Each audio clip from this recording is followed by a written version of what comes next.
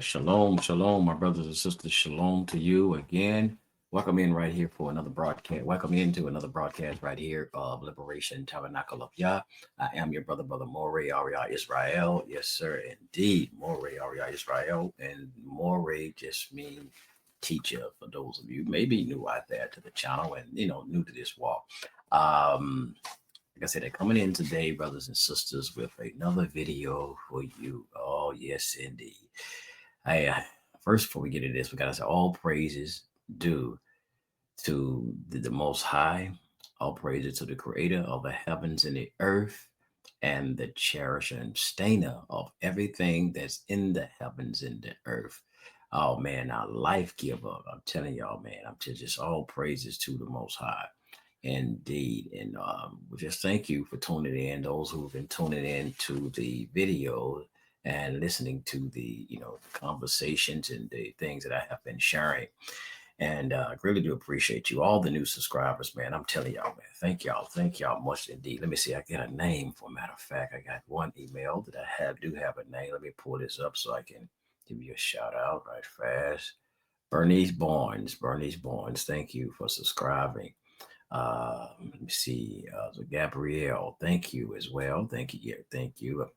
I can't get all of them. I don't see someone named Carr. Thank you for subscribing as well. Derek Cherry, appreciate you. Shalom to you as well. Let's see. I think that's all basically is showing me right now. This all is kind of showing. But I'd like to appreciate everybody who's subscribing to the channel, man. And if you appreciate what you're hearing and you think it's worth someone else hearing these messages, brothers and sisters, do your brother a favor and share the show, because this is not about me. Sorry about this glare. I can't never get this out with my glasses. Sorry, so this is not about me. This is about the information. This is about learning. So, like I said again, so we can learn how to be a better people, a better person, and how to treat each other better and while we're here on this planet, right? So this is what this is about, right? Learning and getting understanding and elevating ourselves. So like I said, it's not about me. It's not about my brother Morey David Israel as well.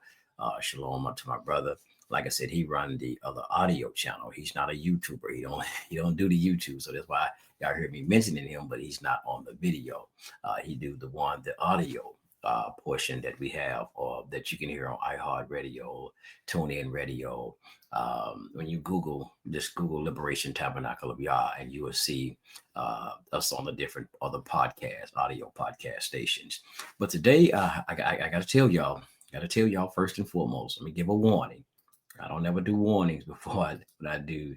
And it's not really a warning. I'm just saying a disclaimer. If you're not ready today for this one, if you're not ready to really hear truth, you don't listen to this video.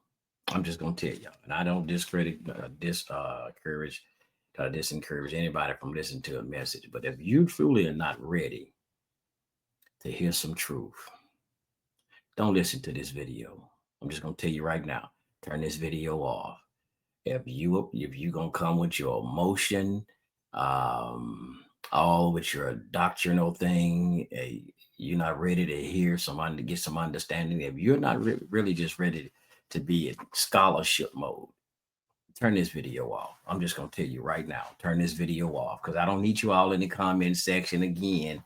Now, this one talking about, you don't know what you talking about, this, that. Your mind is not open to understand. Listen here. My name is Morey. Well, title is Morey. That's not my name. Title is Morey, meaning teacher. So I'm here to teach, right? I don't care about feelings and none of that bull crap. I didn't use profanity. I'm here to teach, and I'm gonna stand on truth. So if you're in your feelings, you want to turn this video off. I'm telling you. So because today's topic is the Bible is not a world history book. And I use the title Bible, right? The Bible, whether it's Tanakh, primarily talking about Tanakh, but I just put Bible. It's not a world history book. It's a Israelite history book. No, y'all ain't gonna agree with that one. No, y'all ain't agree with it. Well, I say y'all better turn it off. But if you're ready to go into something and get some understanding and learn, stick around. Stick around. Now, I want to start off with a scripture. I want to start off with something in scripture from coming out of Proverbs. I want to share this one first while we get started. When we get started, I want to show this. And we're gonna go into it, y'all. We're gonna go for a ride today. Y'all ready to go on a journey? Y'all ready to ride today? I'm telling y'all, you got to be ready for scholarship today. For scholarship. Now, I need you to think. Because, like I said, the Bible is not a world history book. It's not about a book. It's not a book that's telling you about everybody in the world, what happened to everybody in the world. And we don't have and it's not a book that's telling us about what everybody did in the world. No, it's not. So that's why I'm saying it's not a world history book. It's an Israelite history book. We're going to get into it. I know people disagree with that. It ain't no history book, brother. It's not a history book. Okay, we're gonna get into it today, y'all. That's why I say y'all sit back. Those of you who are ready to do scholarship, and you're truly sincerely here to hear truth, and you're not coming with your feelings and all of that stuff like that. Come on, let's ride. So here we go. I want to go to the book of Psalms, right? Psalms 47, and we started verse 19. Psalms 197. This is a famous one through the Israelite community. It's always been utilized a lot. Verse 19 and 20, right? And here we go. Now, I'm going to say this first and foremost. Now, there's a lot of so-called camps when they're on the street talking, and they might be talking about John 3:16, and somebody might bring up that God so say the world, love the world, that whole thing right there. And then they like, oh, you trying to save everybody. You trying to save the white man. You just want to save everybody. The Bible is about Israel. This is about, it's only Israelite only now. That's what they're saying too. But they want to say you just want to say the whole world, and God ain't dealing with nobody else, So they try to use something out of the Apocrypha. All the other nations like spittle to the Most High and all of this type of stuff, but they like God ain't dealing with nobody else. I'm using this type of God today, y'all. I ain't just trying to be technical. I'm just gonna get into this today. So I'm gonna use these terms, gods, and all of this type of stuff today. But anyway, he ain't dealing with nobody else, and what they will run to Psalms 147 to say he ain't dealing with nobody else, or he's not dealing with anybody else, only Israel. And they run here to 147, 19, and 20. And here we go. Let's go ahead and read it. Now, this right here is my translation, my complete Jewish study Bible, right?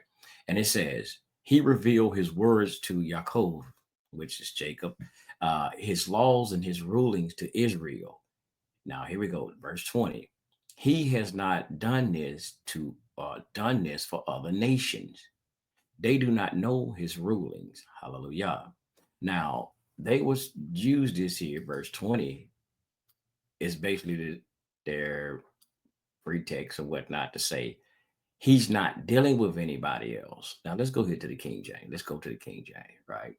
To make it for them. Let's go to the King James. He have not dealt so with any other nation. Oh, well, excuse me. He has not done so with any nation. As for his judgment, they have not known them. Praise Yah. Hallelujah. So understand this. And so here it's not saying that he's not dealing with any other nation. I've spoke on this before. It just said he have not done so with any other nation. And now who's saying this? Who's saying this? And what perspective is coming from? Now, that's what I'm saying. Y'all y'all got to ride with me today. Don't get in your feelings and stuff. Now, how do we know he hadn't done so with any other nation? Or who's to say he hadn't? Is this because remember now, this is coming from other Israelites who was writing this. Primarily, maybe this is David or somebody else, other scribes who wrote this. How do we know that he hadn't done with anybody else? Could this just be one person? This could, like, the person can say this is one person's perspective to say that. There's people in the Amazon people all over the world in other places that the Israelites didn't know that they existed on the planet. How do they know? How did with the psalmists know that the Most High Yah hadn't dealt with any other people? So y'all gonna have to ride today, y'all. Y'all gonna have to ride with me today. Y'all might say, "Man, you can't be no Israelite." No, I deal with scholarship. I deal with I deal with thinking, rational thinking. I deal with intelligence. Y'all just ride with me. Just ride with me now. Like I said, you might want to turn this video off because it's. I'm telling you.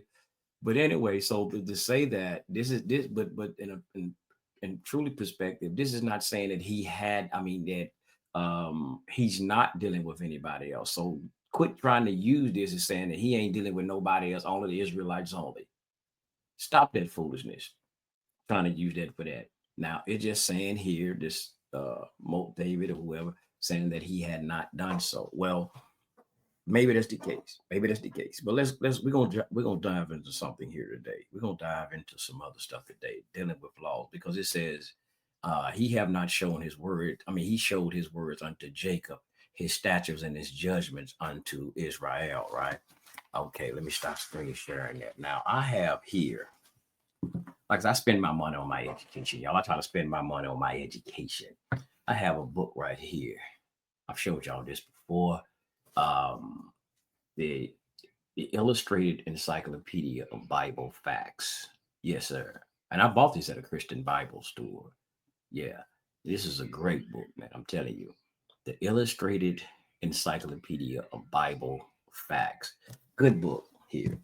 Um, and this goes into some things about statutes and things of this nature, laws. And I'm gonna pull that up in a minute here. Um, when I'm saying that the Bible, because sometimes we take that, I'm gonna go back into some of that.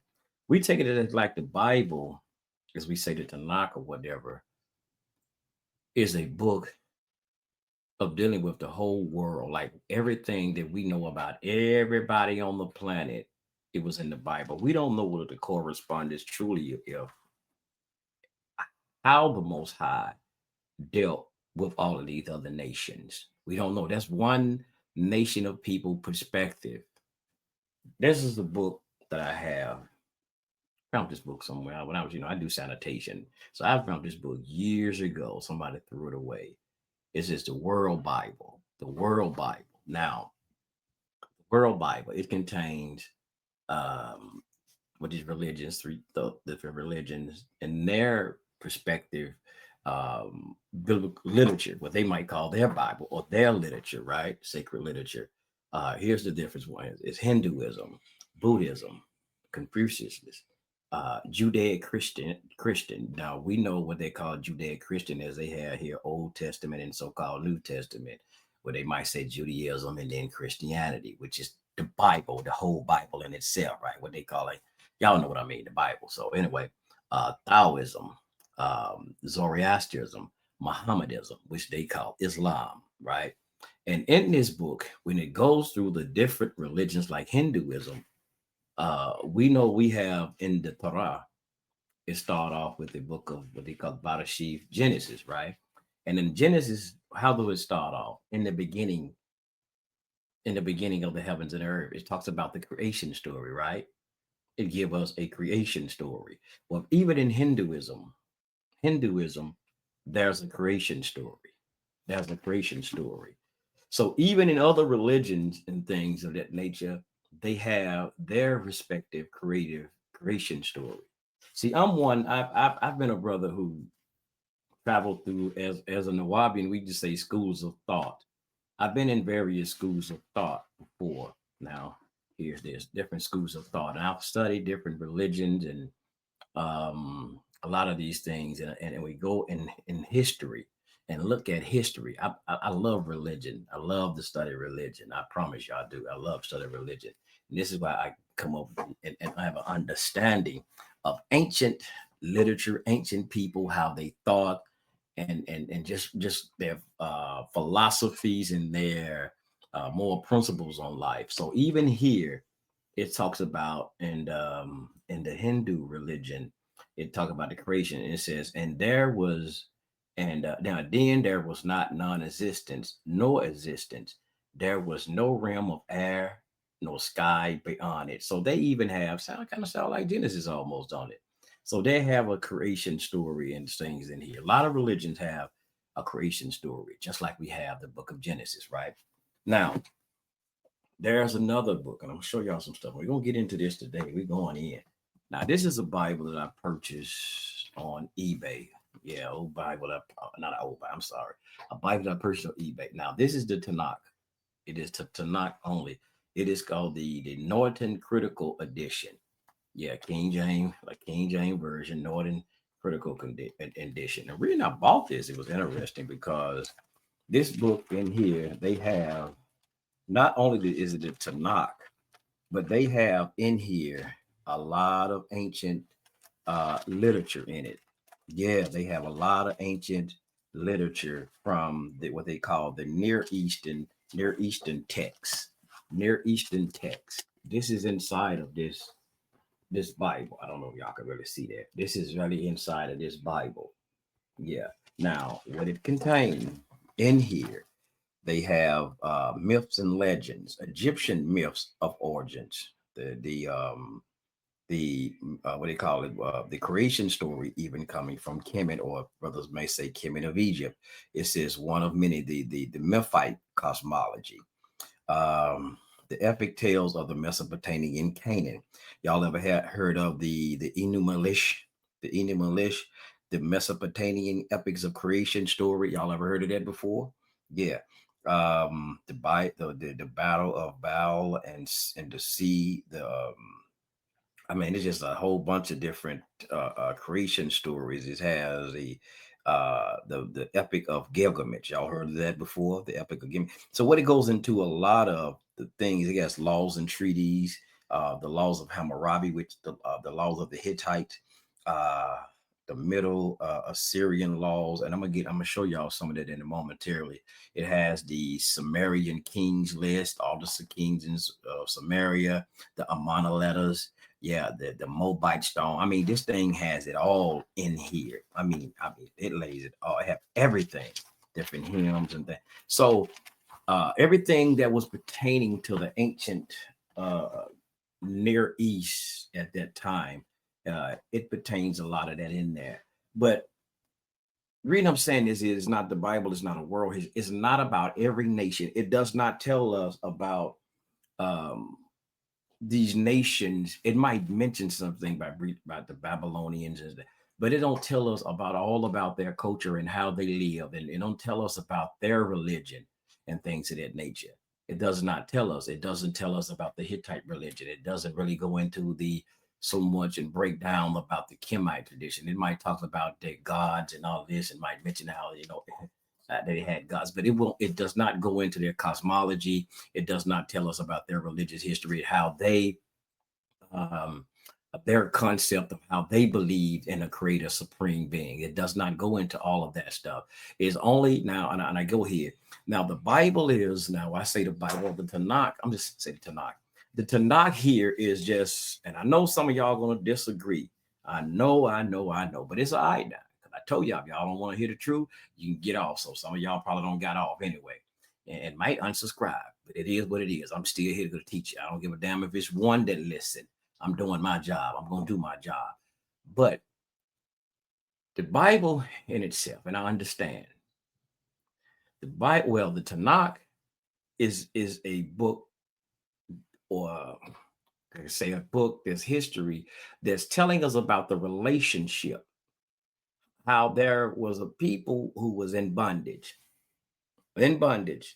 who Hebrews was in bondage, and how their plight and how they had a relationship with it, started to have a relationship in this contract, the relationship with the Most High, and how he brought them out and he gave them rules and laws and statutes and stuff to live by, when because they was getting ready to go into a land of Canaan that they said that he was going to give them, full of milk and honey, right? A land that was fertile. I mean, good to go into. And but when they had to go in there, right, and they was going to get ready to be set up as a nation, a newfound nation, but they had to have rules and regulations to set themselves up as a nation. because like every nation has to have standards. They have to have rules. Basically, we can say a constitution. United States of America, we look into that, right? Use it as an example. United States, when they came over here, whether you call them colonizers or whatever you might call them, conquerors or whatever, but once they got the land and then they established it, they had to come up with a constitution. They had to have something to say, this is how the laws that we're going to need in this land to establish ourselves as a civilization, as a civilized nation. So all civilized nations, you need to be civilized. Hell, you need to be civil. So you would have to come up with some kind of laws or statutes and ordinances or something to be able to have order. If not, you're going to have disorder. Hell, we look at America today and all the things that's happening in America, it's chaotic. It's disorder because it is basically coming a lawless society. It's coming a lawless society. So we see all the chaos and mayhem that's going on today. So they were giving laws and ordinances and getting ready to go before they even got into the land. So they were going to establish that we ain't going to be doing this here. Now we're not going to be like these other nations and how they were doing. Now we ain't going to be like that. No, we ain't gonna do that. We ain't gonna have no prostitution in our land. No, we ain't doing all that. No, we're not doing this. And so, but let's get into some. Let me share some screen share this picture right fast. So they had to have ordinances. So these laws, or I call it the Constitution. Israelite Constitution. But they had to establish these things. So what we're looking at when we truly dealing with the Bible. Let me see here, wrong thing. When we're dealing with the Bible, we're dealing with a story of the Israelites, their plight, what they went through, what they actually went through. And we read the Bible to gain understanding. We should look at it because, like, I'm go here. The country community always talk about that don't like the Bible. Abraham didn't exist. None of the people in the Bible did not exist. I'm gonna tell y'all something. Can I be flat-footed with it today? And that's what I got to tell the truth. I don't give a damn if Abraham, excuse my language, I don't give a damn if Abraham existed or not. I don't give a damn if Moses really existed. Because you know why? I look at the principles of the story and what the message is conveying.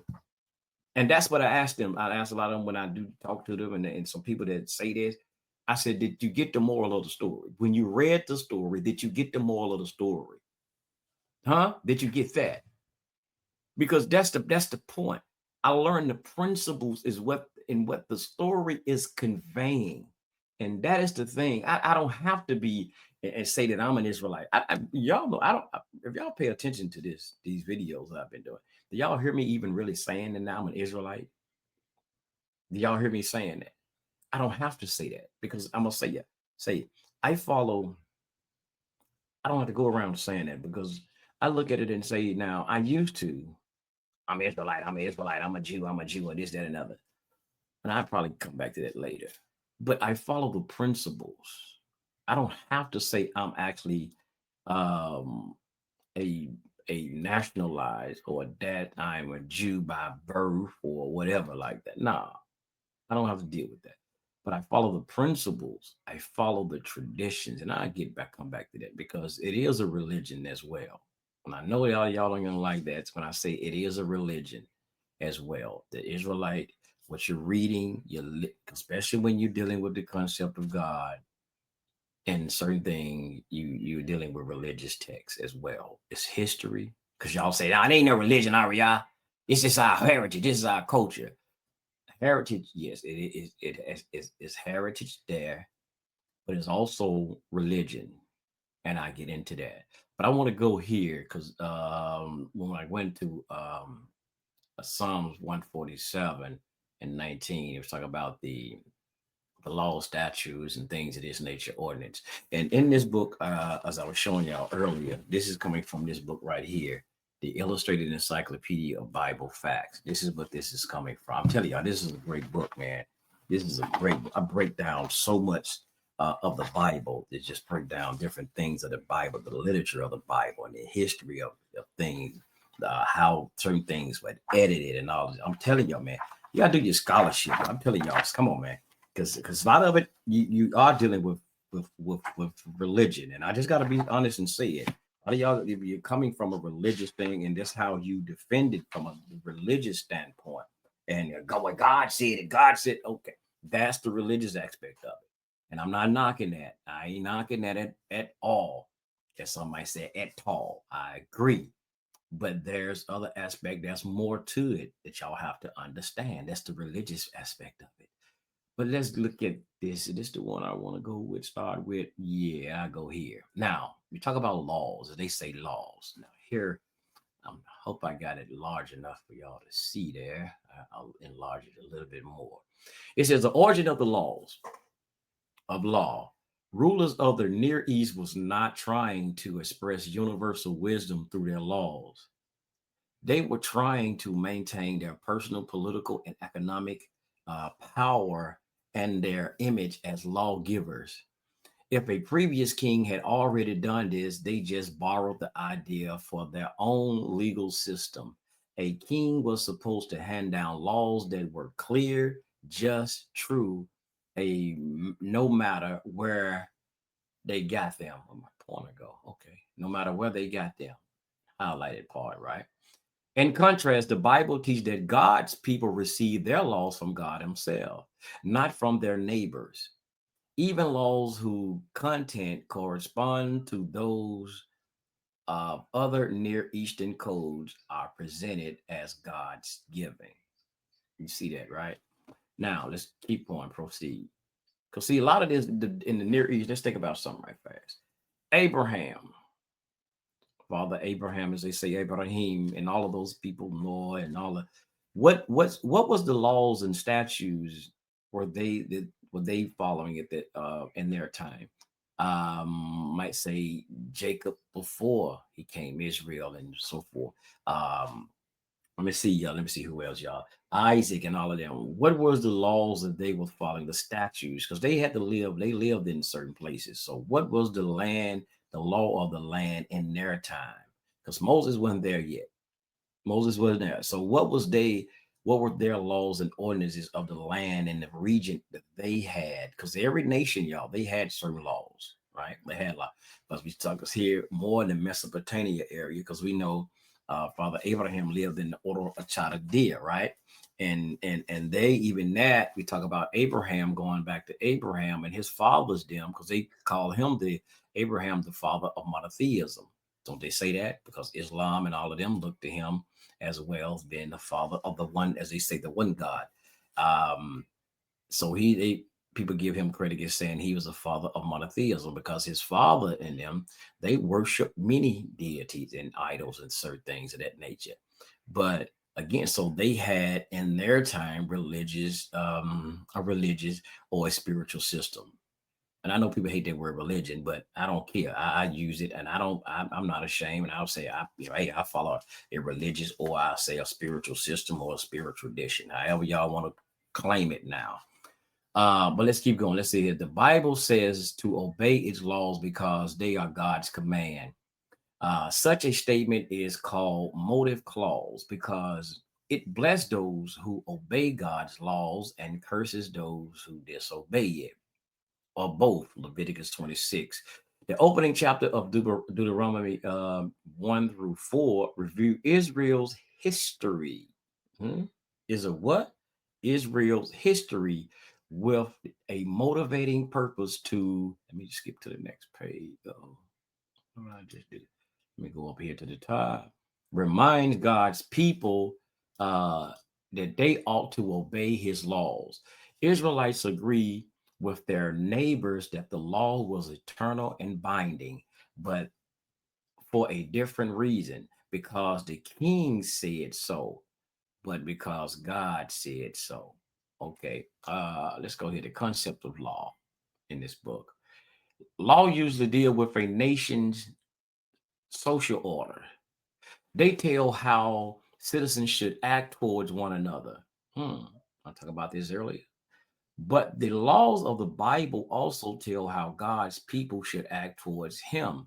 Indeed, they are primary religious laws. Ain't that something? They're religious laws, yeah. See, there's a lot in there, because it's when you understand the Bible, that's like I said, oh man. You have to understand the makeup of what we have as the Tanakh.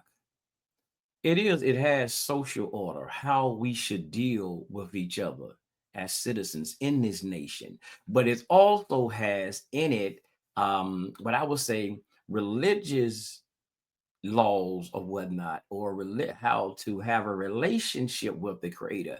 And the Bible, oh man, the uniqueness of the Bible is just that, is that you're showing how the nation of Israel, um, how they had to have these civil laws and all these other laws, but it showed at the same time their relationship and how they trusted in the Most High.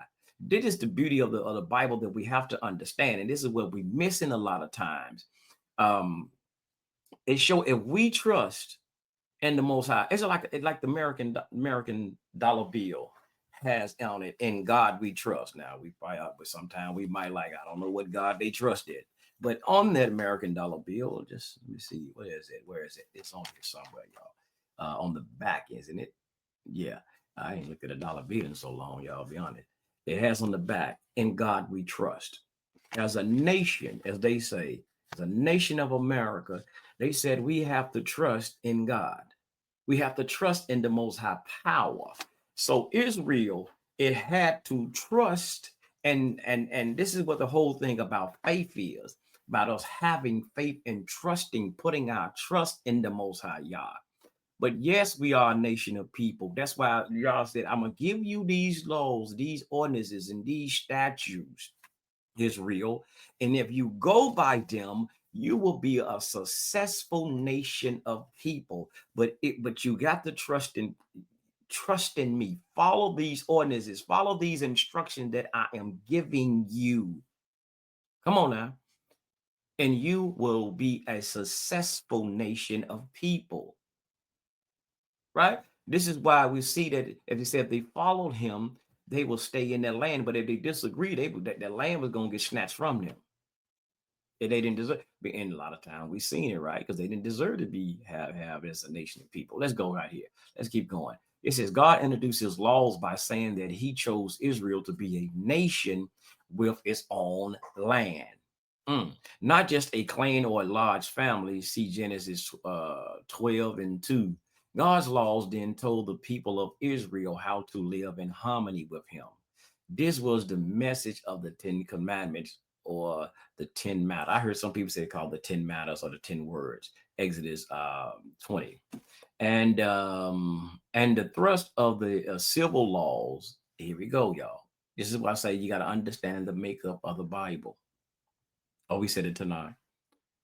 And the thrust of the civil laws is the legal section of Exodus chapters 21 through 23, as well as the rules of worship, Exodus 24 through 31. Man served God in his laws. Man did not make the law. The Hittites assumed that a God was the conquering ruler of the nations. But in the Bible, the relationship between God and Israel is a mere personal one. Israel is God's treasured people. Exodus 19:3-6. This thing is come on, y'all. Come on, this is deep. Let me see. Do I need to keep going? Nah, I think I'm gonna stop on that one. Let me see here. I had another one I want to pull up for y'all. Let me stop here. Bam. I'm gonna pull up another one right fast. Let's see here. Give me a sec. Give me a sec. I gotta learn, remember how to use this thing, brothers and sisters. How to remember how to use this. Something else I want to show. Okay, I forgot how to do it. Yeah, but I forgot how to use this thing. Man, it's supposed to be okay. Document. God dog it. I forgot how to use this thing. Cause something else I want to show y'all, but I forget how to use this thing, man. Yeah, because I'm using this Mac, man. I'm forgetting how to use this old Mac. Uh, 1 second, because I got another picture I want to show you. Bam. Okay, 1 second. Here we go. Yeah, but like I said, this we talking about the history. It's a lot of things. Is in. It's not a history book. It's not a history book. Well, if it's not a world history book, it is the book or history of a people called the Israelites and their relationship to the Most High. Now, here's something else that I have that's coming out of this same book, right? Same book. We talk about codes and ordinance because Israelites, we love to talk about we love to talk about the law, and all of this type of thing, right? Now let's go here. It says the code of the Mesopotamian law usually opened by telling how gods have the king's power to rule the land. Then the book listed the rules of a series of legal cases arranged by topics. It closed with curses for anyone who disobeys the king's laws and blessings for those who kept them. There are sections of the Pentateuch, as they call the Pentateuch, we call it Tanakh, the Torah, that that lists God's ruling according to this pattern. Hmm. Mesopotamian legal codes began each rule by saying, "Thus you shall do." Often a biblical commandment begin with words, "Thus says Yah." But notice the difference in the Bible. God gives the commandments. In Mesopotamian law, the king does. In content, the biblical laws are often resembles other laws of Near East, but in many more ways, biblical laws is different. Biblical laws codes are unique in their form, their origins, their concept of law, their underlining principles. Come on now. So, brothers and sisters, so we look at this and talk about when people had laws in that Near East. There were. Now, here's what, let me stop this. Oh, shoot, y'all. I wasn't even showing this again. My bad, my bad. Let me go back and show y'all. Come on, over, y'all. You're tripping, you're tripping, you're tripping. I be forgetting y'all. I be, man, trying to hurry up and not to hold y'all so long. Let me get this in. Let me show y'all again what I was reading. Just show you. There you go. I just leave it on the screen so you can see what I was reading earlier. Here's what make I like what and even would make the Bible so unique, though. The Torah so unique. Even though any of all these other nations and things, they believed in a concept of the supreme being. Yes, a lot of these nations, the other nations, not just Israel. Come on now. Because like I said again, we talk about Abraham, and how his fathers, ancestors, they was worshiping different idols and type of things and all of this type of stuff. But they had many. Notice I said they had many different gods. And notice Abraham was called the father of monotheism, believing in the one deity or one supreme being. But there, that don't mean nobody else. A lot of them, when we go into things, a lot of nations they believe in a supreme being or supreme power. And I study a lot of different things on religion, right? Let me stop sharing this now. I study a lot of different things on ancient religions and ancient culture. And let me pull, I gotta pull something else up right fast. And a lot of like, especially African religions, right? And in a lot of things of African religions, they um they believe in a supreme being. They have what they call a supreme being, a supreme power. They do. They have supreme power and things that they believe in. And but they also have like many different, as they say, gods or deities they also believe in. And they subscribe with this power that they subscribe with the power. Man, I'm trying to pull up these articles. It won't do it today. Okay, there we go. Okay, you're tripping, you're tripping. So they have many different instead of more than one power that they have and they subscribe. And this is what the whole Bible is making talking about when it deals with the religious aspect or the spiritual aspect. If they're not supposed to have, like in Exodus, it talk about I am a jealous God, have no other God before me, because this is what other nations were doing. That's why he was told Israelites, don't be like these other nations. Yes, they might believe in a supreme being and by various names. And that's the thing again with culture, like, and we talk about language. People in different cultures, they call on the creator by maybe a different name.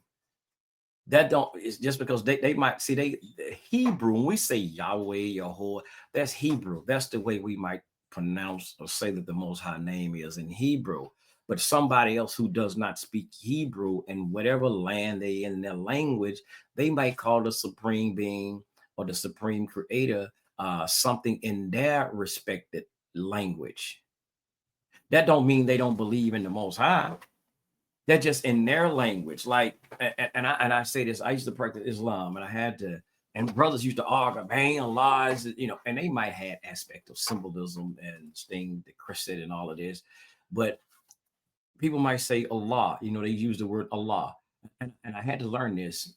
And I asked the question, we was on one other show before, and I asked this question several times to different people. I said, now, just say you got a Christian, right? You got a Christian who speak Arabic. They go to church and they have an Arabic Bible. They have an Arabic Bible or New Testament or whatever. Just say even though he could be Arabic, Judaism, whatnot, and they have a Bible. And how would it, and it says in the beginning, now we might have in the beginning God in our English, but then theirs might say in the beginning, and where it says God, what would it say in Arabic? What would it say in Arabic right there? Anybody know? When the name Allah be there, because it's Arabic. When the name Allah be there, now they may be studying Judaism, or they may be speaking or as Christian, but they speak Arabic. They're not English speakers. They're not Hebrew speakers. It's an Arabic Bible. Now, notice what I said. The Bible is written in Arabic. So it would say the word Allah right there instead of God. That's the English translation, like English variations.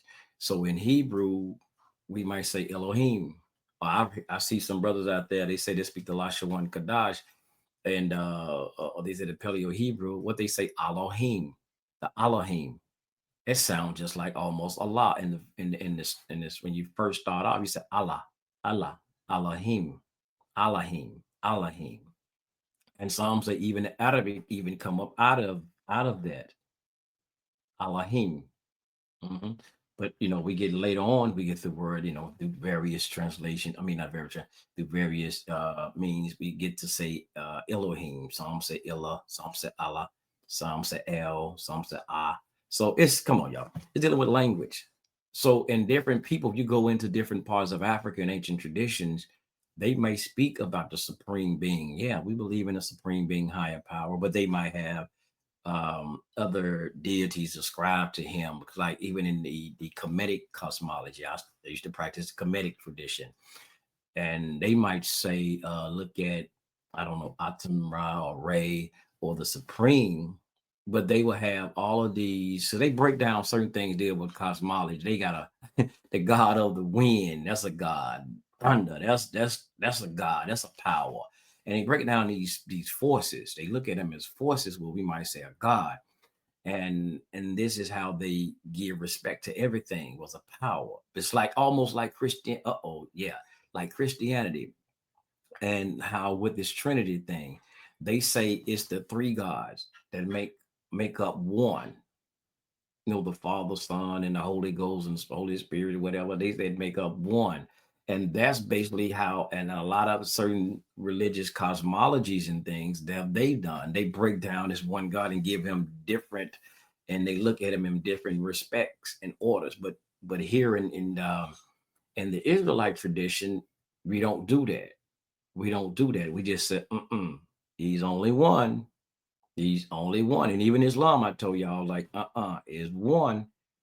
They said they call it shirk, ascribing partners. They don't break it down at all. Say we only have the one power, the one source. Yes. So oh man, it's simple, man. But we have to understand ancient religions and principles. What was I going? What was I going? Let's get into something right fast. Religion. Yeah, because the Bible is not a world history book, man. It is not. It's about it goes into breaking down the make sure I'm screen sharing. Make sure I'm screen sharing this time. It goes into tell us about and understand the ancient Israelite tradition, whether y'all don't like the word religion or not, the ancient Israelite tradition, spiritual system. That's what it is, the spiritual system, their relationship of how they dealt with their creator. It tells you about their plight when they came out of Egypt, and was getting ready to be established as a nation of people. The Most High Yahweh said, he was saying the Most High Yahweh was going to set them up as a nation of people and gave them rules and ordinances and stuff, like I said, to help them set their constitution up, right? So they can run their kingdom, their nation, and told them, if you follow these ordinances and these statutes, you will be successful as a nation of people. But if somehow you do not, this will become of you, as they say, curses. These things will come against you, and I will let these other nations that's around you come in, who might be an enemy of yours, and I will let them come in and destroy you. Come on now, set you in exile and things of this nature. So yeah, Bible, this is in a nutshell. That's primarily what we see that the Tanakh, when you're reading what it is. And let's get into this right here, religion. Now, people, like I said, have a problem talking about religion and claiming things to be a religion. Like I told you, the Bible is, or the Tanakh is a makeup of several things. It is supposed to be telling us about the history of Israel, right? And also about how they in their relationship with the Most High. That's basically how I can put it. In their relationship with the Most High. Let's go here. Religion. So, and I know those who practice what they call Judaism, they don't have a problem with saying it's their religion. Now, I've noticed in here what we call the Israelite community, or I don't know, Hebrew Israelite community, Black Hebrew Israelite community, there's a problem with this. We don't want, it's not a religion. It's our heritage, it's our culture. But yes, okay, if you're going on Shabbat day, you're going to I don't know, y'all call it a temple, some of y'all might call it a camp. Well, I can't say that because some of them don't have these practices on that day. But when you're going somewhere and you're reading and reading these psalms, you're singing these songs of prayer, you're having a worship service. I don't know if y'all want to acknowledge that or not, but you having a worship service, and that's what you're supposed to do. Ain't nothing wrong with that. That's what you're supposed to do. But you having a religious or a spiritual service. Ain't nothing wrong with that. Admit it, y'all. I ain't afraid to admit it. I'm proud to say, hey, I can say that, man. Yeah, I follow the ancient Israelite tradition or spiritual system or religion. Yeah, I'm not ashamed to say that, because that's what I'm doing. I mean, that is what it is. Yes, you have a culture. Yes, you have a heritage as well. Those of you who say you're Israel, hey, ain't nothing wrong with that. But when you start talking about the God concept, the supreme being God concept, that's when you're getting into spirituality. That's when you're getting into what y'all call religion. Because when you get into the rituals, let's read this. Let's read this right fast. Okay. But anyway, here we go. Religion is a set of organized beliefs, practices, and systems that are often related to beliefs and worshiping of a controlling force, such as a personal God or another of another supernatural being. Don't we have this in Israel? Is that not what we always talking about? God this, God said so and so. Is that not what we say? Is he, when I even say, and instead of sometimes saying we say Elohim or Elohim, we say what that mean, power or a force, right? Controlling the lives. Controlling our affairs of our lives, right? Is that not it? And do we not have a system or a set of organized beliefs and practices? Huh? Is it not, y'all, when we talk about the feast days, we talk about a lot of other things. Do we not have an organized belief and practices? Come on now. Yeah, you can deny it all you want, but the facts gonna remain the same. I don't care. Like I said, I don't care how you feel about it. It's gonna remain the same. But let's get here. Um, this is while this is a basic definition, there are many different understandings of what religion is, and not all religions are centered on the belief in a God, gods, or supernatural forces. Religion often involves cultural beliefs. Now, y'all said we are culture, this is my heritage, hey, it still, again, it still goes into that. There's nothing wrong. Yes, you have a Israelite. Now, here's something. Israelite would be saved. That's your nationality. Being an Israelite, you're claiming your nationality. That you're true. But like America, is I'm an American. That's just telling us your nationality, where you're from, the nation that you're connected to. But in America, there is a variety of different spiritual systems and practices here in America. That does not tell me what um what spiritual system or tradition you follow, right? Some people say, like my brother Moray Day might say, he might say, I'm an Israelite American. I'm an Israelite American or American Israelite or whatever, right? Or Hebrew American, sometimes how he worded it. But that still does not tell a person um that's your spiritual tradition that you follow, because hell, y'all know even in Judaism, y'all know even in Judaism, there's some people that call themselves Jews who don't even practice Torah. They don't study Torah. They don't even deal with that spiritual system or nothing, point blank, period. But they'll say, I'm a Jew. They say I'm a Jew, and you would think soon as somebody say I'm a Jew, are you practicing Judaism? And that's what we think. No, that's not always the case. So anyway, so yeah, you can have a cultural beliefs, and when we deal with this Israelite tradition, we do a lot of things that's a part of this ties in with culture. I dress, certain things, how we dress, and all this nature, right? It says religions often involve cultural belief, worldviews, text. When we talk about the dealing with the text, what is this here? Here's our text, right? Everything. This is the Tanakh. This is our text. We got the what we call the laws of the Torah. We have the Torah here. We have the history. We have the prophets and things in here. We have the history.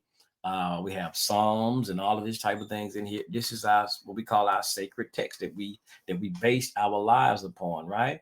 This is the text, right? And other than we have our worldview because of here the text, and we base our worldview off the text that we have, our sacred ancient literature, right? And then we have prophecies, as you see right here, prophecies, revelations, right? You see that? And again, it says, and the morals that have spiritual meanings to members of a particular faith. And it can encompass a range of practices, including, here we go, sermons, rituals, prayers, meditation, holy places, symbol, transits, and feasts. Now let's jump back. When you go to Shabbat, if y'all go and look at some of these Shabbats, right? There's some, it depends on what y'all look at now. I don't know what kind of classes y'all be into or look at. I check out several things sometime on Shabbat. But anyway, so there will be someone sometime that's giving, maybe y'all might say a lecture or a sermon or a speech on just breaking down things, right? On Shabbat. Rituals. We have rituals. We go into talk about, we just had Pesach, Passover, and Feast of Unleavened Bread. So that is certain things we do to even open up dealing with Pesach. Like this, sometimes dealing with the candles, the wine, you have the prayers and things you read and all of this type of thing. So some might, in Judaism, they might say the Haggadah, go in and read the Haggadah. So you have these type of things, rituals, and we have these in Israel. Leviticus, you go through Leviticus 18, Leviticus 23, that tells us all about our feast days. There's rituals that we do that's pertaining to these feast days. And the last thing you see on here, they talk about feast. So we have prayers, we have our hymn books. Let me see here. I have two of the same, actually, y'all. These two of the same. Our psalmist books. Let me see here. I even have this one right here, the Authentic Hebrew Israelite Prayer Book. Yeah, priest and Shalom to Shema Israel. I think they are the ones who actually Created this prayer book. I love it. Great book. Y'all can get it on Amazon, not eBay. Y'all know you can get this on Barnes and Noble, y'all. You can get this on Barnes and Noble. I've seen this only sold on Barnes and Noble. I think about $19. It's good, y'all. Go ahead and get it. Because I tell y'all, some of these books, man, they get limited, and boy, the prices skyrocket after that. So I'm not saying they do it, because I've seen the book from my brother Michael Ben Cohen Levy. I had talking about it was a good book. I posted it about over a year ago. It was $20. Now the book is $249. Yeah, on Amazon. So yeah, so get this one right here, man. You want to support your Israelite brothers and community, Shema Israel, but the authentic Hebrew Israelite prayer book. Yes, sir. So we have prayer books as well. And this one right here, the books of Psalms, the Tehillim. The Hillam goes into songs, prayers, meditations, and things of this nature. We want to get this here, the Psalms. It's almost like what he said, a church hymn book. Yes, sir. Get it, right. Get that one. So we have books, meditation. We have holy places. Y'all go to certain places. I don't know, you might call it synagogue, might call it temple, you might call it your camp. You have holy places. We have symbols. Some people deal with the just the menorah only. Some people might have what they call the Morgan David, or the Morgan David, the shield of David. Y'all call it a 6-point star, and things of this nature. So we have all of these things that accomplish and accomplish what they call religion or spiritual systems. Notice I'm trying to make it interchangeable, or you call it tradition nowadays in time, or a spiritual tradition, right? Yes, sir. Let me see. Is anything else in here? So let me see. And in this right here, just look at this here. Let's skip down. The types of religion. There are many different types of religions, including the major world religious traditions. See how religious traditions, and just skip through. Like I said, okay, now let me keep on. Religious traditions that are widely known, as well as much lesser known belief systems or smaller populations. Some of these present present monotheism. That's what we talk about. See, the thing about the Israelite tradition was monotheism, but we do know a lot of times they still went out and worship other powers beside the Most High, right?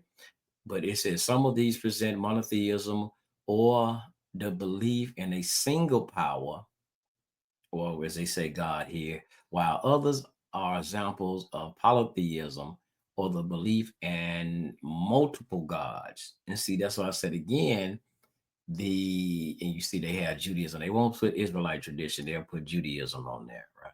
That's what they usually do. But this is what I said, the uniqueness of the Israelite tradition is about serving only the Most High power as one, the one power. That's it. Let's look at some other things right here, right fast. Let's see. The purpose of religion. Religious can serve as a wide range of purposes. Religious can be a source of comfort and guidance. And is this not why we look at the Bible, to give us guidance? If you study the principle, that's why I say study the principle, it gives you guidance. We look to it for guidance. When you're going through troubles in your life, sometimes you turn to the Bible, sometimes like Psalms, Proverbs, because Proverbs is a book of wisdom. To teach you, like Solomon was giving wisdom to his sons and things. So it's to give you guidance and how to live your life by, and like I said, source of comfort. It can provide a basis for moral beliefs and behaviors. Does the Tanakh does not does it? Let me get my words right, Ariel. Come on, slow it down.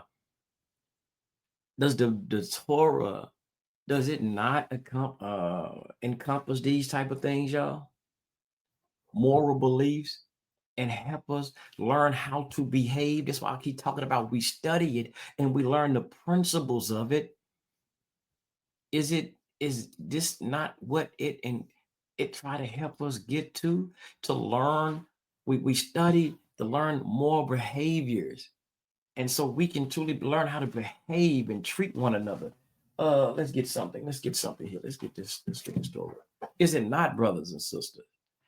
Is it not what this thing is about? Does it not teach us moral behaviors? Let's see one, for example. Let me leave that up there. If I go to the book of, talk about moral behaviors, moral beliefs and behaviors, I go to the book of Leviticus 19 and 17, right? Here's something teaching us how to behave with one another. No, let's go here. Let's start at verse 16. Start at 16.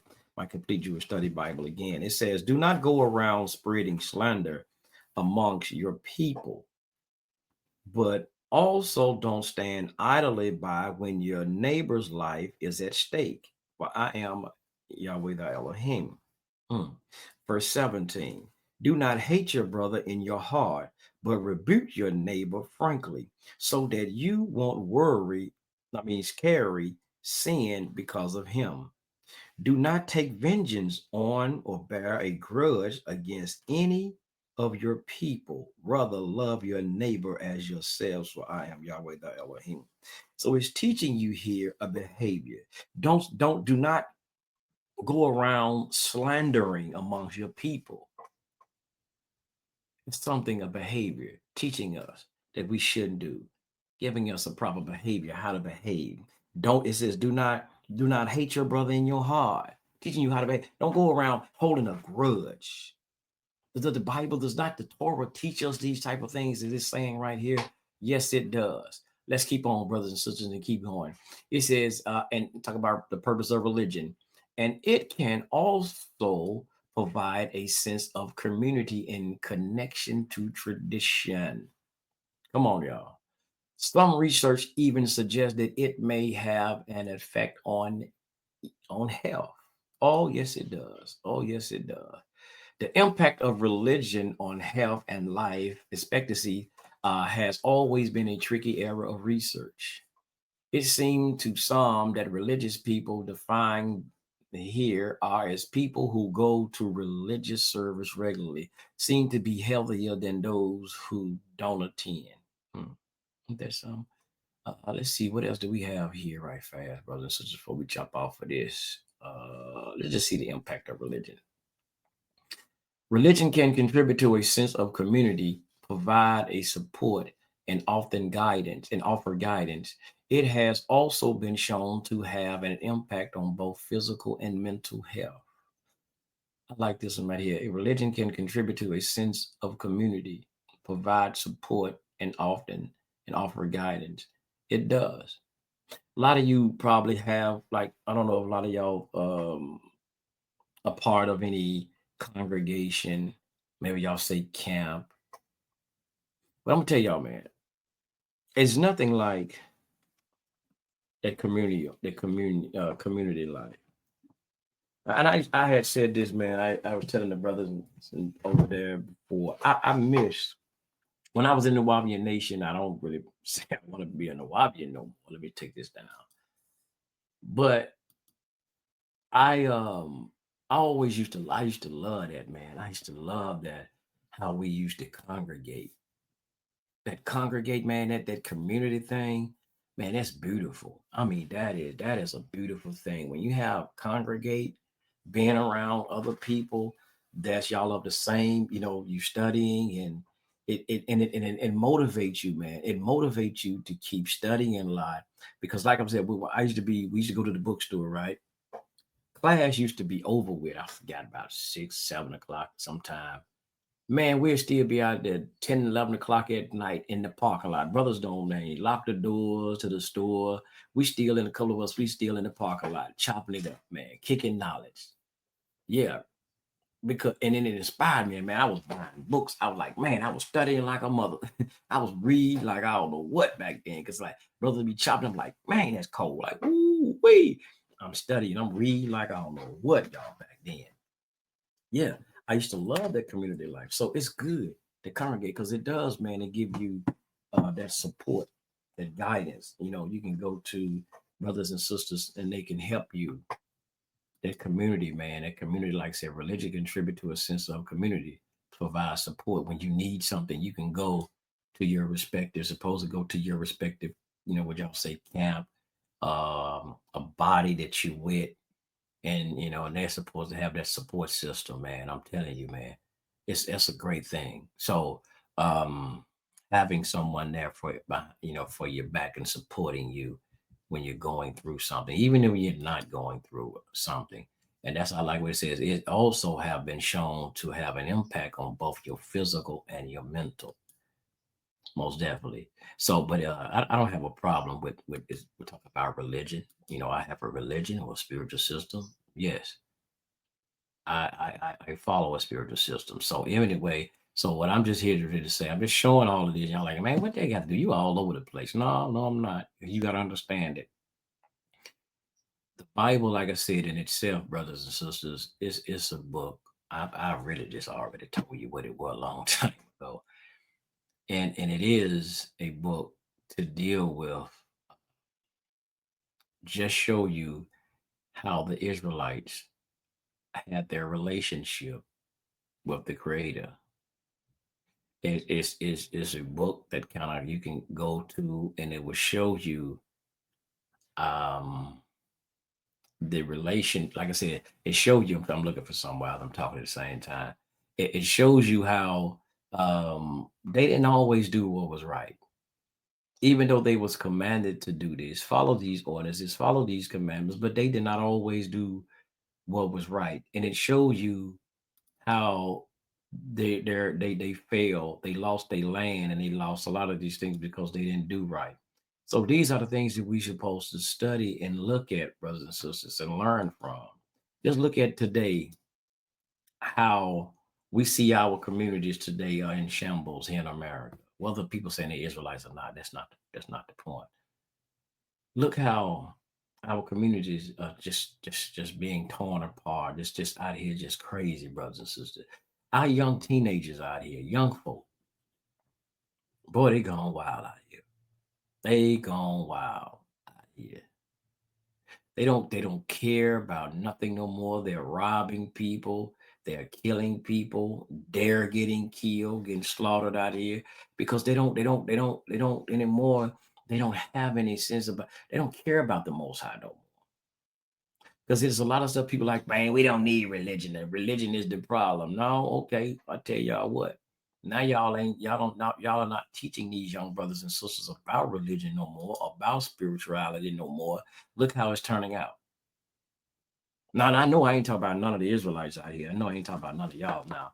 But I'm just telling people, when y'all want to talk about there ain't any religion, just teaching them their culture. Man, them folk don't care. These young folk don't care nothing about no daggone culture. Just teaching them just where you're an Israelite and then culture, that is not going to stop them. That, listen here, you can tell them how to wear the clothing, the headgear, all that don't mean a doggone. You have to give them, change their behavior. And that's the problem was going on, their behavior. In the Bible, the Torah speaks about these type of things. Like we said, don't hold hatred in your heart. Don't hold grudges. Quit slandering. We see a lot of that going on. Hell, you want a damn a major YouTube channel and get thousands and probably millions of viewers and stuff, subscribers. Start a YouTube channel gossiping. Start a YouTube channel gossiping, slandering people. Watch how you get thousands of damn people on your YouTube, subscribers and viewers on your YouTube channel. All you gotta do is start something controversial. They love people loving that. But that's not what we're supposed to be as Israelites. Damn them views, damn them likes, damn them subscribers. But that's the order of what a sinful nation or a lawless nation they like. We're not supposed to be like that, Israel. And that's something, again, we're supposed to be learning. Even though we here in America, and there's a lot of sinful stuff going on, when we study Torah and we claiming to be Israelites or Israel, we're not supposed to do as they do. These nations that, even though we're in the land around, that's why we studied that when we're talking about the Israelites going into the land of Canaan. We're not supposed to take on their ways. So we study we study the Torah to get the principles behind the stories, y'all. I don't have to go around saying I'm an Israelite because I read the Bible and it's talk about a people Israelite. I don't have to say I'm an Israelite because the Bible said they were Israelites. Hell, I can live the life. Well, I don't want to live like they did, but I can look at the principles and be better than the people that I'm reading in the story. That's what it's about. We're learning about these people. There's several people throughout history that you can look at and learn about and study and read and learn to don't be like them and don't do this from them. Hmm? What if, I don't know. I don't know. I don't know, y'all. I don't want to hold y'all long. But yeah, the Bible though is not a history book, man. It's not a history book. It's not a world history book, I should say. It's not about the whole world. It's not about the whole world. It's one book in itself. It's one book. It's a book, and it's the perspective. As far as we talk about the beginning creation story, like I showed y'all this book, creation story. There's several creation stories that's out there. Like I said, you got the Enumalish. The Enumalish has a creation story that tell you, as far as their perspective, there's mythology, their theology about and how the world got started. And that's just the Israelites um, maybe passed on history about how the world started. There's several creation stories that's out there. Kemet has one. Oh Lord, have mercy, that boy. You, they have some. And I've heard Captain Zoriak and all of them even going into that, talking about that. How they say, the God masturbated and all of this, did copulated with themselves. So there's certain, and that's not the only one in Kim, and there's several others. They talk about how this they said one of these deities, Khnum, as they call him, a netter, Khnum. He created man on the potter's wheel. He created, they got him show how to assemble with man on a potter's wheel, and he creating man from a potter's wheel. That's their creation story. There's several different creation stories. So man has, and through different civilizations and nations, have several different creation stories. See, I'm a brother who study, and I'm just not stagnated on one thing. Even though, yes, I profess the follow what we say Israelite tradition, the Israelite tradition, of spiritual system. But I'm not foolish enough to not and being naive and not know that there's not other things out there. Because hell, before I even came into the Israelite tradition, hell, I practiced other traditions. I practiced other traditions. I studied other traditions. Like I said, again, we got to go way back, and you got to understand, ask yourself, what was it before then? What was it before the Israelites? Because come on now, there were other religions, there were other nations way before the Israelite traditions. So you mean the Most High wasn't dealing with no, now because y'all say he wasn't dealing with. So y'all mean to tell me now the Most High created all this. We call him the universal creator. We say he's the creator of the heavens and the earth. So he wasn't dealing with nobody else before he started dealing with Israelites. Come on now. You mean, come on now, come on, y'all. And we know the Bible don't even tell us that, because we got to go back to the beginning story. With hell, we can talk about Abraham, what you call it, as y'all say, Adam and Noah. So he was dealing with other people before he got to the Israelites. Israelites came way later. Come on now. Learn the principles of the story, brothers and sisters. It's a story that we have to learn from. Tell us don't be like them. We see what people call crackhead, chemical dependent people. You don't be like them. Don't go out here and smoke no crack, because you see the results of what crack will do for you. I mean, do to you.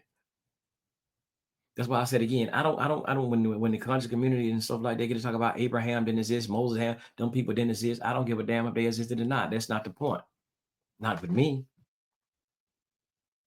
I look at the story and I learn from the stories. I get into and I learn the principles of the story. Like, when school they taught you that.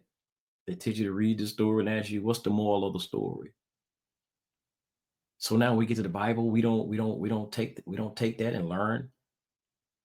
Now we throw that out of the window now. It's the same thing. That's why they taught you that in school. Learn the morals of the story. Hell, you get a nursery rhyme.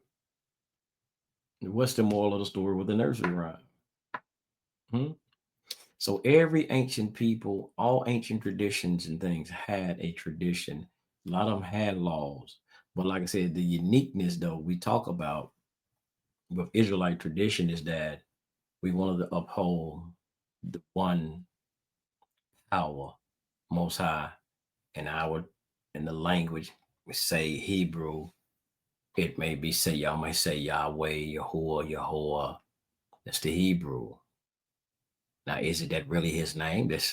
I'm just saying. I know y'all ain't gonna agree, but that's Hebrew. There's people who don't speak Hebrew.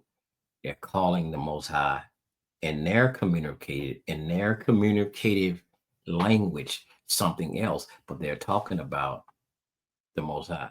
I remember Dr. Khalid Abdul Muhammad. I remember him saying something like that a long time ago. May the peace and blessings be upon his soul. When he was saying about, and he was breaking down, they talk about the one God. He said something. A certain African nation, they hold up the one finger and say, like, I remember him. One name I can only remember when you said Akula Kulu. I forgot what language it was. He said Kula Kulu. He said the one God. And in certain language, I'm telling you, I have some brothers I be seeing. I used to see on YouTube. I need to find some of them channels again. I've lost them channels.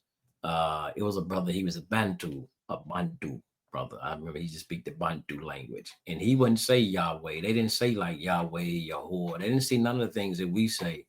They spoke in their respective language, and they was calling them something else. So even but he was following the Tanakh. He was following Tanakh, but in their language, the Bantu language, they was called him by another name. Man, I need to find those channels. I need to find some of those channels and find them. So yeah, brothers. So we gotta stop being sometimes so damn naive and closed-minded. Understand the history, understand the world around us, understand ancient history, understand, go back. That's why I'll be saying on my other podcasts, and we gotta jump back sometime, man. Jump back into our mental time capsule and go back in time and try to put yourself in that place and time and try to think like how they was thinking at that time, how they viewed the world around them and their societies at that time. So when we're reading this ancient literature today, we can really understand what was going on. So like even when we're reading in the Torah, we talk about these prophecies. There were certain things that they had and don't have a doggone thing to do with you today. Y'all ain't gonna agree with that. Ain't got a damn thing to do with y'all today. And I know y'all ain't gonna agree with that. Like I told y'all, I'd jump off the ship if you wanted. Now, thought it wasn't gonna be what you think. It wasn't gonna be to your liking, everything. It wasn't gonna be to your liking. Here we go. Oh, I got this book right here about this one, a good one. Because I got the JPS. I got two JPS. Y'all know I got a variety of different Tanakh and things I study from. I have in my collection. Now, here's what they call the JPS, Jewish Publication Society. Right, see that? Jewish Publication Society Tanakh. And this is also one right here. Let me see. Now, this is a good study. Now, I'm gonna tell y'all, this is a good. Y'all always be talking about the Complete Jewish Study Bible, but the Complete Jewish Study Bible ain't like that's a Messianic tradition.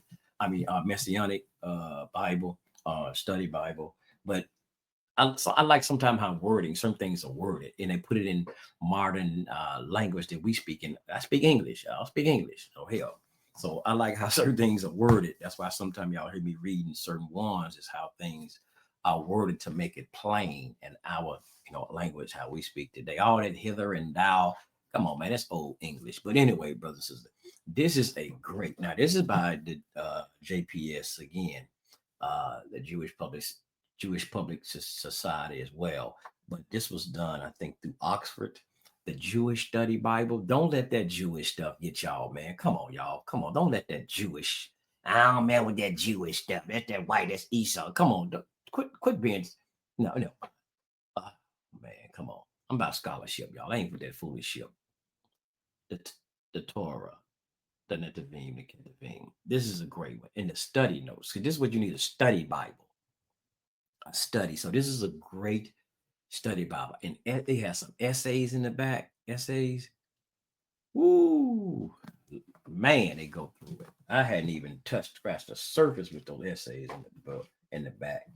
But this is the Complete Jewish Study Bible I was talking about. Yeah. It has some good study notes in there. But especially for you messianics, y'all might love this one. But anyway, brothers and sisters, so I showed you that to say the JPS here. Um, this is a guide I bought. It said the JPS guide. Now it said Jewish Bible, but this is it's not a Bible. It's a JPS guide, and it goes through so much stuff in this book. And I bought it from a store called Book of Millions that's here in Memphis. Well, not in Memphis, in Mississippi, across state line. And let me see here. I'm trying to see the table of contents. And it goes through here talking about what is the Bible, how the Bible became, the origins of the Hebrew text, the Torah scrolls, public reading of the Torah, the history of the Bible translations. I mean, I'm telling y'all, man, this thing here is for scholarship purpose. Let me move my hand. I'll be doing this here, y'all. We don't think I'm throwing up devil. I forgot. So you got to watch how you do your hands and all this stuff. People, boy, they'll look up some. He with the Illuminati. Y'all see him throwing up the devil horns. So you got to watch what you do on these YouTube channels, man. People, I'm telling you, man, folks are something else what they sell. But let me move my hand. Stop doing it like that, y'all. But look at this here, man. These are some of the things that this guide entails. So yeah. I mean, and it's scholarship in here, man. They ain't with that Jewish stuff. And this is why I love to buy and purchase certain books like this. Now, this one go through and it talked about in this pod the method. Let me see, the method of Bible study. And in this part, I highlighted it says modern critical scholarship read the Bible as a document of religious faith expressed within a specific culture, tied up to a specific time, limited by the meaning of the authors. Let me say that again. This is a Jewish Publication Society to get you to understand the Tanakh. See, that's what I'm saying, the scholarship. Now, even though I know y'all don't see that, European Jews, see, they don't care, bro. They don't care nothing about the Bible. So go on with that. Go on with that, y'all. Go on, turn off the channel because I ain't with that foolishness. It's about scholarship and understanding. Now, let me read that part one more time. It says modern critical scholarship read the Bible as a document of religious faith expressed within a specific culture. Yes, it is. Tied to a specific time, limited by the meaning of his authors. Every text of the Bible in this view is time bound. In contrast to this, traditional contemporaries in every age seek the timeless, eternal voice of God and the words of the Bible. Their reading of the Bible is informed by a deep theological commitment to an eternal God whose every word is understood by being embedded in the text. But I highlighted this part where it talked about the document of religious faith expressed in a specific culture tied to a specific time. Because going back to certain things in the Bible, when it talks about prophecies, only goes back to a specific time and a different people. We're reading about certain things when Jeremiah, it was a lot of things that those people were going through at their particular time, and not something that was related to you today or us today, brothers and sisters. Didn't have a damn thing to do with you, but like some things said, man. There's nothing new under the sun. So yeah, but this thing goes into break down a lot of things, the guide to understanding a lot of things is in the Bible, historical history type. And what another book I had? And this is here again. This is why I said this here, this illustrated encyclopedia of the Bible facts. A great one to go in because they give you the understanding of different like literature. I'm just to a page that says poetry of the Bible. Poetry of the Bible. Understanding basically understanding the makeup of the Bible. We got the poetry. Now I had this other part. I got to go back into this. The literature of the Bible, right? The literature of the Bible. And it has the thing, understand the literature. And that's what we truly need to get into. Maybe I do a screenshot on some of these pages and read some of these pages next time. Let me see here. Let me see what the heading on here talk about. It says the Bible is not just one book. It is a library. It contains 66 books written over a span of many centuries. God inspired the writing of each book, but he allowed the personalities of each writer to come through the scriptures. So the book of the Bible are written in a variety of literary styles. The Bible contains books of poetry, prophecy, history, letters, apocalyptic literature. There are many styles of writing as well. Yeah. So man, this thing, and it goes through in here and breaks down so much. This is a good one. I ain't gonna. This is a good book to have, man. I'm telling y'all. The serious students of the Bible. I think I bought this at a Christian Bible store. I see the tag, $29. $29, man. Brothers and sisters, you would want to invest this in studying. You want to invest, and you probably can get it online. I think he was on Amazon too. So here it is right here, the illustrated encyclopedia.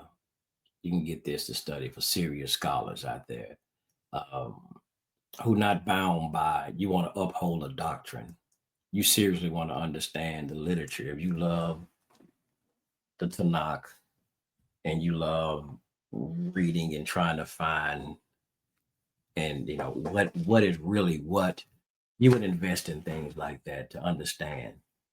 But if you're bound by a doctrine because you feel like, again, you bound because you black and you've been told the Israelites were black and all of this stuff, and you just bound by that blackness and all, that ain't, this stuff like that ain't for you. Stay on with your blackness and stay on with your feel good doctrine. Brother Arya, Brother Arya, yeah, that's me. I'm about learning truth. Truth. Yeah. I said truth. Yeah. Learning the truth for real. I don't give a damn about all of that. I mean, whether they were black, white, because the hell, they were black, but they didn't do right. See, that's the thing about it. Y'all want to talk about the Israelites, they were black. Yeah, they were, but hell, we're reading from the book and reading from the history. They didn't act right. They act a plumb fool, like some of these other damn folks out here doing today, like black folks out here doing today. So I don't care nothing about they were black. I mean, it matter. It's feel good stuff. It matter. But the point of it, the principle of it, they were not acting right. They did not abide by and obey the creator. He gave them a land. He gave them all of this stuff. Like I said, he brought you out of the land of bondage, and you still acting a fool. Just like we say today. We can look at it today, right? I don't know why this thing chopping up, breaking up sometime, y'all. So pardon me on the video. It's choppy. I don't know what's going on. I have to clean my Mac. Um, but we can look at it today as an example today. Like I said, there's nothing new under the sun. How we have a lot of Israelite brothers and sisters. Well, I say Israelite brothers and sisters. But we have a lot of people that I see in today, when we went through bondage here in America, right? And look at the way people acting. Look at black folks acting today in America. So-called black folk acting today in America. Just look at it. You've been freed. You've been freed from the hands of your captors. You're not in, some of y'all gonna still, well, we still in captivity. Hell, you ain't in no damn child of slavery. I tell you what, go back there and put your butt on some chain. Go back there and do and go back and put your, allow yourself to be put on some real chains and yoke of iron around your damn neck like they did, and let them whoop your ass with, excuse my language, let them whoop your behind with that damn whip like they used to do to our ancestors way back then. Now that's some real damn slavery. This stuff, come on, y'all. Quit staying with that victim mentality bull crap. But you have been freed from bondage, from that chattel slavery of bondage. And look how you acting. Look how our folks out here acting a damn fool. So that's the same thing with Israelites in the biblical time. They were freed, given the land, man, all this opportunity. But look how they acted a fool and they lost it. Acted a plumb fool and lost it. Like old folks say, y'all acted a plumb fool, a natural born fool, and they lost it because they still want to do the disobedience. They want to do the Aleister Crowley doctrine. They want to do as they want to do. They want to do their will instead of the Most High's will. They was giving rules and regulations, told y'all don't do this here now. Don't act like them other fools now. I'm telling you, y'all gonna lose what you got. And they surely did. And that's how a lot of our people are doing today. Like a lot of y'all people talking about worship. Well, some of y'all say y'all don't worship YHWH. Somebody tried to get on me about we don't worship no YHWH. You spreading false rumors about, well, hell, you the hell of you ain't, because everything come out of your mouth is about YHWH. YHWH this. But then he do it, but didn't okay, yo YHWH, and I know I'm getting off the top subject really bit. But then he's tell you that every word, you gotta live by every word that proceeded out of the mouth of Most High, not his damn mouth, but the word of the Most High Yah. You gotta live by every word that proceeded out of the mouth of Yah. Is that not in Matthew chapter 4 when he was on the mountain, where the devil showed him all the kingdoms of the earth? Didn't he tell him that man should not live by bread alone? But y'all know they got that out of the Torah, though, right? That was copied and pasted out of the Torah. But y'all didn't hear that from me. But anyway, y'all, I'm gonna get ready to get up out of here. Yeah, so the Bible, so the Tanakh, it's not a world history book. It ain't about everybody. So technically, man, when we talk about y'all ain't dealing with nobody else, he ain't so-and-so and so, he didn't deal with nobody. I'm just gonna be straight up. Y'all can like me or not. Frankly, I don't. I do care, but I don't really care because you're gonna do what you want to do anyway. But because I'm here about truth. I'm here about truth. This is just one perspective of a story that was written by a particular people about their plight. So we don't know really truly. This one side, like they say, y'all, one side of the story is one side of the story. You don't know truly what the Most High, how he dealt with other people on the planet. That's just one version of the story. So quit trying to use stuff to beat down other people. Y'all ain't dealing with y'all. Well, how in the hell other people's on the planet sometimes being blessed and they having things, y'all ain't dealing with them? You mean y'all created all these other people on the doggone planet and he don't give a damn about them? People like innocent people, like they ain't done a doggone thing. Innocent babies, innocent children being born. They can't help what they were born at. They can't help how they were, how they were born. Y'all ain't dealing with them, and he allowed them to come into that. He willed them into the world. And you mean to say he ain't gonna have nothing to do with them because they're not Israelites? Y'all stop that bull crap, man. Stop that bull crap. Because you, as Israelites, we read the Bible, if you claiming to be a damn Israelite, you didn't do right, and you see what he did to you. You somehow, you in slavery and how you in bondage. And you say he let a nation that was an enemy of yours do it to you. So he did deal with other nations. If he let them put you in captivity, hell, he was dealing with them too then. Because he made agreement with them to go ahead and put your black behind in captivity. But anyway, y'all, I'm up out of here, man. Peace, y'all. Shalom. Put these old glasses on I can see.